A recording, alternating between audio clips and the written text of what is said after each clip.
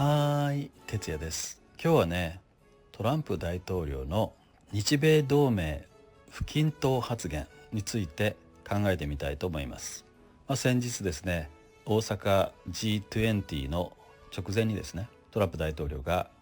日米同盟は偏無的であり不均等であるというような発言をしました。一部にはね、日米同盟を破棄するというようなことも言ったという報道もありましたけれども、そこまでは言ってないようですね、どうもね。しかし日米同盟についてですね、強い不満を持っていることはもう間違いないようですね。現状日本のね、軍事予算考えてみますと約5兆円なんですね。で5兆円も使ってるのかというね批判がありますけれども、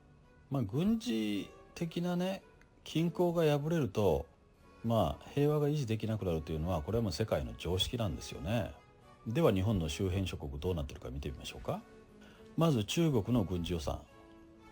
これが毎年約30兆円弱ですよ。ロシアは7兆円弱と言われてますね。朝鮮半島、これはおそらく7兆円ぐらいだと思います。合計ですね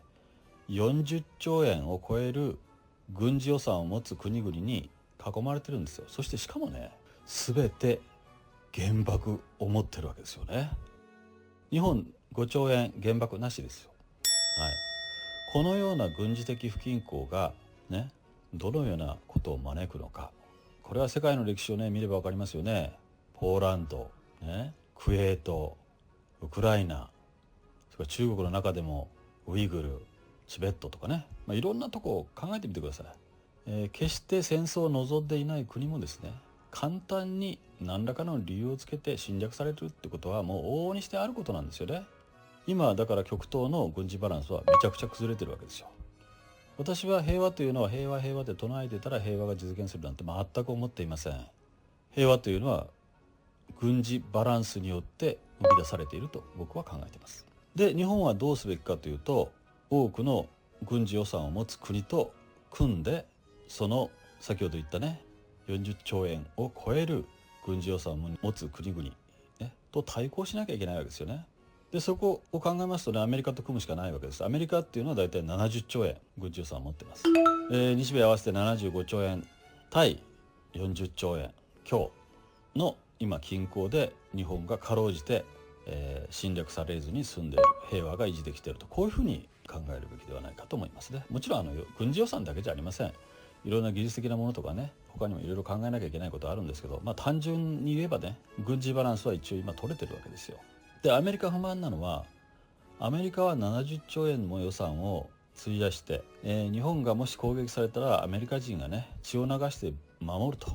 なのにアメリカ人がですね、アメリカの軍隊がどこかで攻撃されている場合にはですね、日本人はそれをテレビで観戦しているとこれはトランプさんの言葉なんですけどね、そういう不満をねやっぱり持ってるということなんですよね。もちろんね、アメリカにもメリットがあるんですよ。偏無的とは言ってますけれどもね、アメリカは日本にあれだけの基地を持つことによって、沖縄とかね横須賀とかいろいろあるじゃないですか。そうで基地を持つことによってアジアからヨーロッパに至るまでの、中東ぐらいですかね、至るまでの軍事的展開が可能になってるわけですよね。ですからアメリカの覇権を維持する、別の言葉で言えばいわゆるパックス・アメリカーナを維持する、そしてアメリカが、世界の中心でね、コントロールするという、そういう、状態を実現させるためにはですね、日本の基地っていうのは絶対に必要なんですよね。ですからアメリカがトランプさんがね、偏無的だと言ってますけど、必ずしも偏無的ではないと私なんかはそう思いますけどね。しかし駐留経費、思い入れ予算を含めて7000億円かな負担しているということもありますけれども、やっぱりもう少しね、日本がいわゆる集団的自衛権を拡大してですね、アメリカを助ける方向に行ってもらえないかなというふうに思っているのは間違いないと思いますね。私は日本という国はやっぱり基本的にはね、自分で自分の国を守るという意識をやっぱり持たなきゃいけないんだろうと思います。トランプさんのね、ある意味で言う通りだと思うんですよ。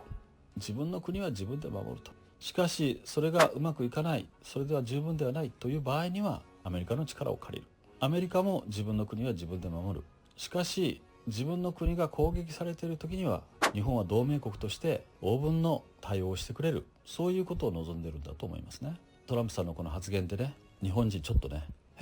今までアメリカに甘えてたんだというようなね意識を持った人も結構いるんじゃないかと思いますけども、これが一つの起爆剤となってね、日本の安全保障論議がねより現実なものへと深まっていくことを私なんかは期待しております。あなたはどうお考えでしょうか。ではまた。目覚めよ日本人、よろしかったらチャンネル登録をよろしくお願いします。